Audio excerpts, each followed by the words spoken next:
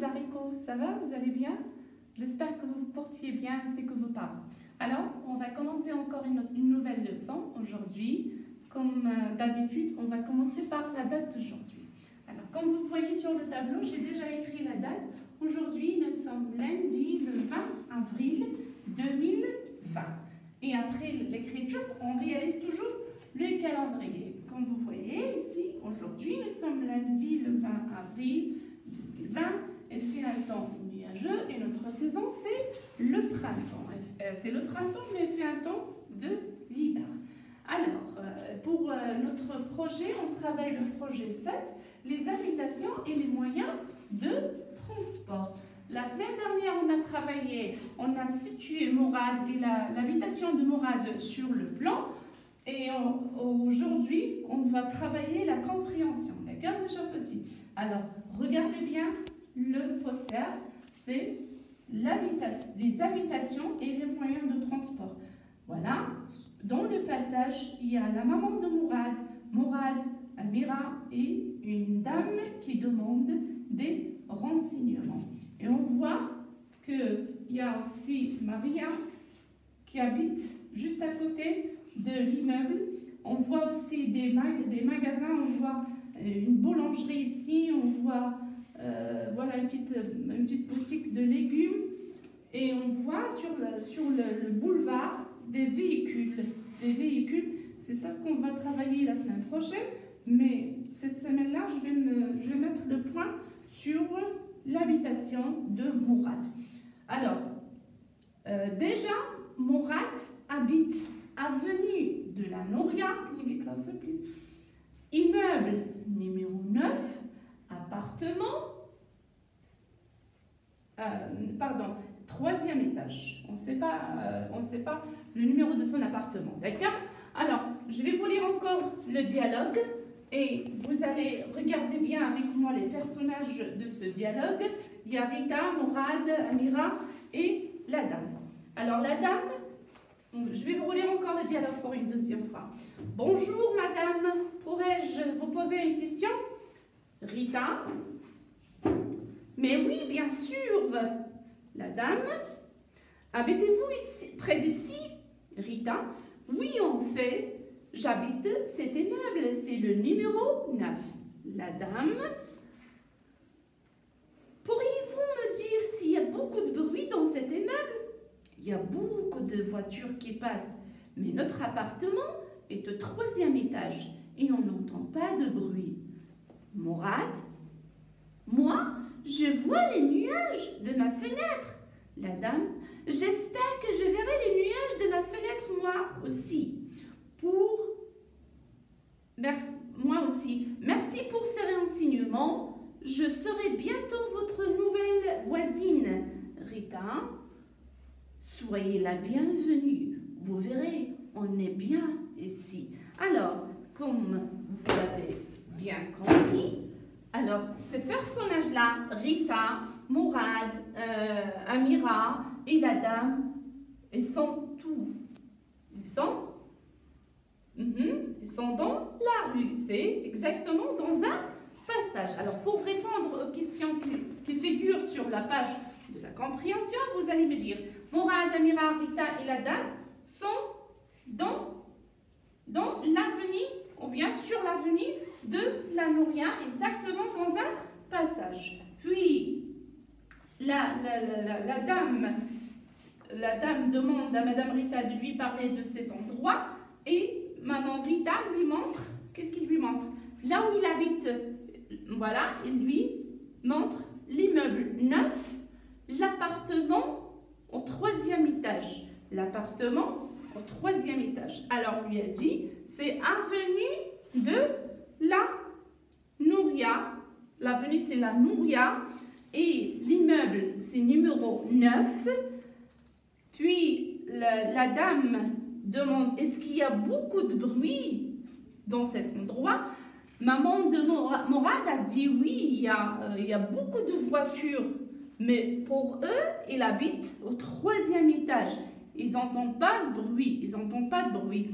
Alors, Mourad, lui aussi, a quelque chose à dire à la dame. Il lui a dit que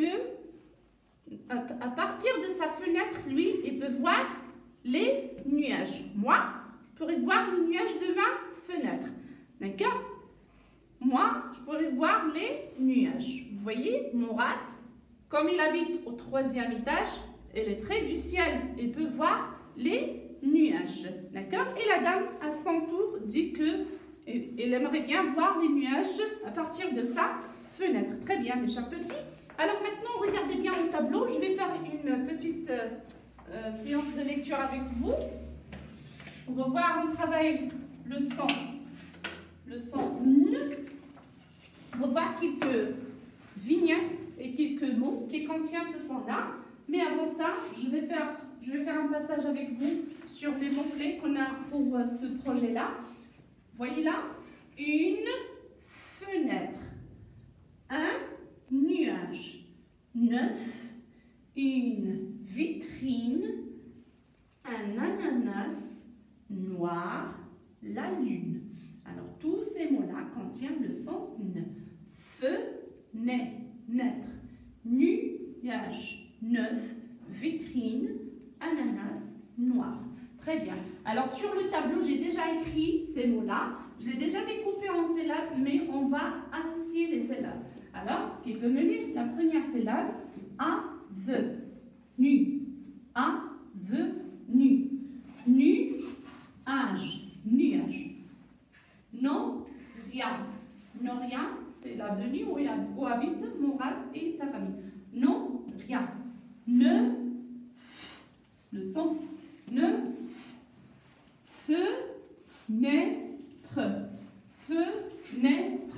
On va réécrire ces mots, on va associer les syllabes, comme vous voyez. Je vais écrire avec la lettre N avec une autre couleur. D'accord? Avenu. Avenu. Avenu, la nouria.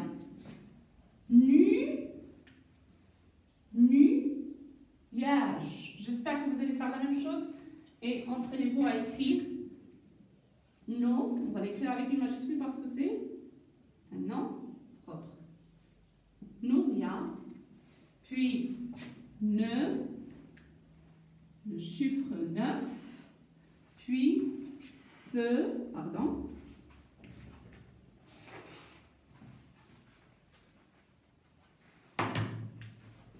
Feu.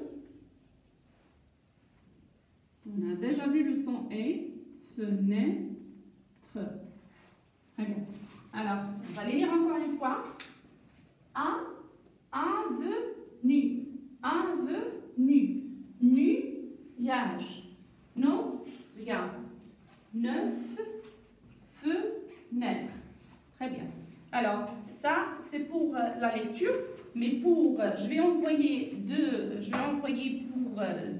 pages pour les travailler à la maison. Si vous avez une imprimante, sinon, c'est largement suffisant de les voir. Mais avant ça, je vais vous poser des questions. Elles figurent sur cette page-là des questions de compréhension. J'ai déjà répondu à ces questions-là. Par exemple, où sont ces personnages? Qu'est-ce que la maman montre à la dame?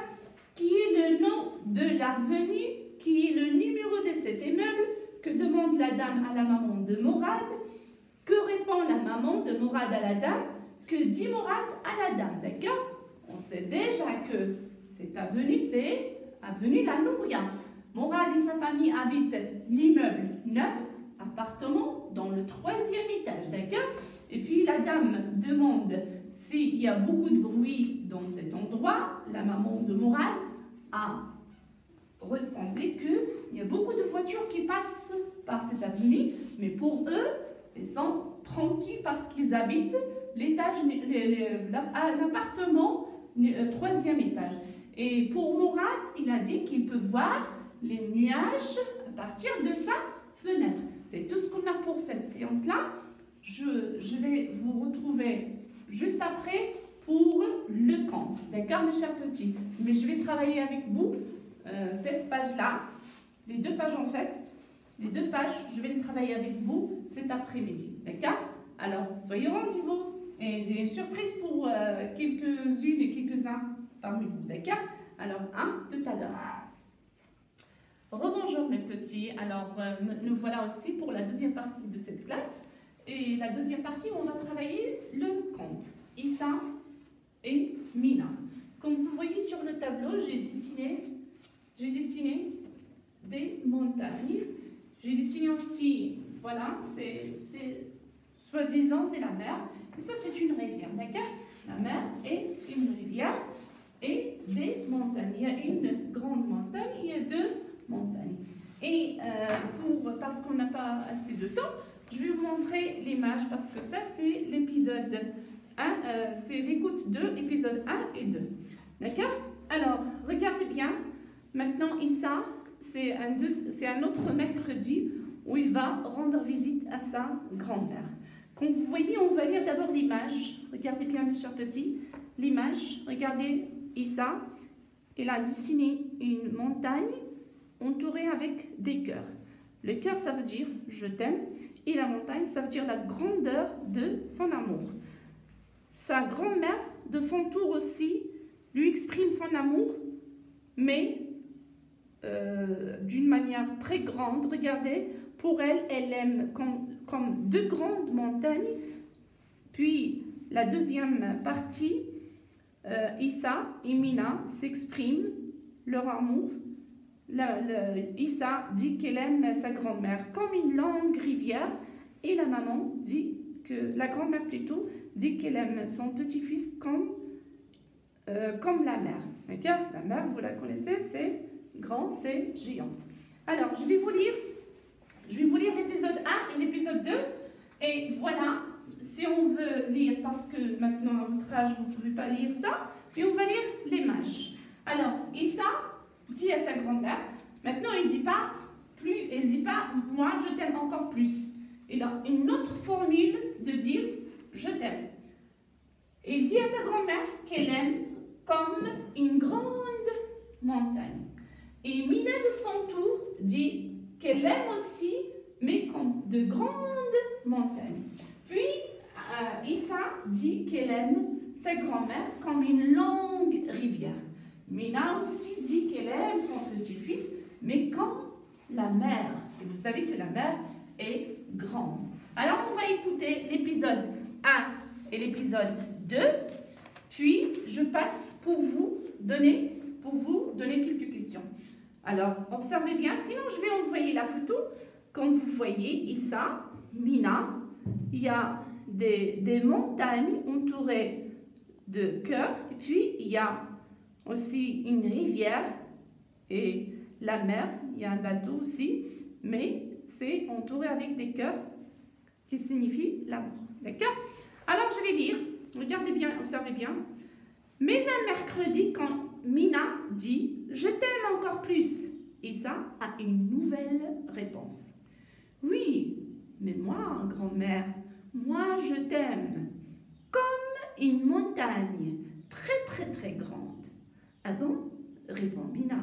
Et moi, sais-tu que je t'aime encore comme deux montagnes, mon Issa? Et ils éclatent de rire tous les deux.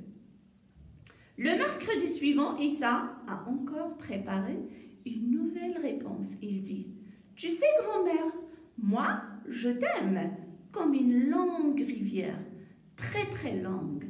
Ah oui, répond Mina. Et moi, je crois bien que je t'aime comme la mer, mon Issa. Et tous les deux éclatent de rire. Très bien, mes chers petits, comme vous voyez, alors, c'est un autre mercredi où Issa rend visite à sa grand-mère. Mais cette fois-ci, il ne va pas lui dire « moi, je t'aime encore plus ». Il va comparer son amour à une chose. Alors, la première, il a dit « grand-mère, tu sais que moi, je t'aime comme une grande montagne. » D'accord? La grand-mère, à son tour, dit qu'elle aime son petit-fils comme deux grandes montagnes. Puis, Issa, le mercredi qui suit, elle a préparé une autre réponse. Elle dit qu'elle aime sa grand-mère comme une longue rivière. D'accord? Et la grand-mère, à son tour, dit qu'elle aime son petit-fils comme la mer. D'accord, mes chers petits? Alors, regardez bien. Ce qu'on va travailler dans cette partie-là, on va travailler la formule que Issa a préparé pour exprimer son amour à sa grand-mère et que la grand-mère aussi a préparé pour son petit-fils. Alors, la dernière fois, on a dit « Moi, je t'aime encore plus ». Maintenant, Issa a une autre façon de dire « Moi, grand-mère, je t'aime comme une ou bien un. » D'accord? C'est à vous de choisir quelque chose. Par exemple, moi, je vais dire « Oh mes enfants, oh mes petits,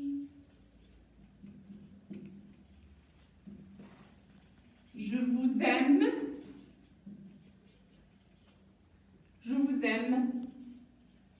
comme la planète, comme une planète, d'accord? Comme une planète.